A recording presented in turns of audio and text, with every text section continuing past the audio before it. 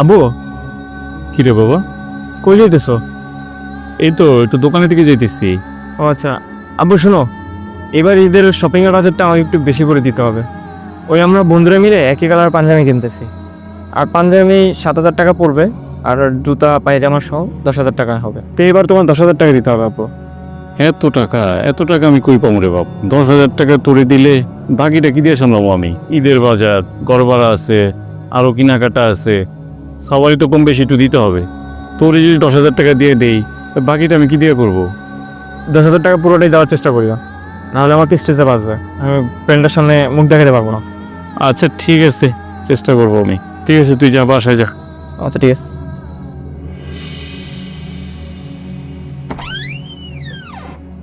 তুই তো আমার কাছে টাকা চেয়েছিলি ঈদের মার্কেট করার জন্য। ধর বাবা, এখানে 8,000 টাকা আছে। আমি তো 10,000 টাকা পূরণ করতে পারি না বাবা। বুঝিসই তো, ঈদের বাজার, ঘর ভাড়া আছে, আরও কত বাজার কাটা আছে, কেনাকাটা আছে। আমি আর পারতেছি না রে বাবা। কি হইলো? ধর, কি হয়েছে তোর? আমার দিকে ফেলে চাই রিসোর্স। বাবা, তুমি আমার মাফ করে দেবো বাবা। কি হয়েছে বাবা তোর? বাবা, আমি অনেক ভুল করছি বাবা। দেখি ওঠ, কি হয়েছে? কি হয়েছে বাবা? বাবা, আজকে আমি নিজের চোখে দেখে এসেছি। কি দেখেছিস তুই? ভাই, খেজুর কত করে? ভাই, খেজুর এটা হয়েছে 450 টাকা, আর এটা 250 টাকা ভাই। মালটা কত করে? মালটা ভাই 200 টাকা।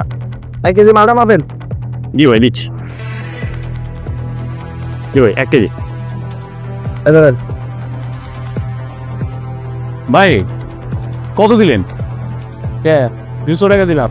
300 টাকা কেজি ভাই।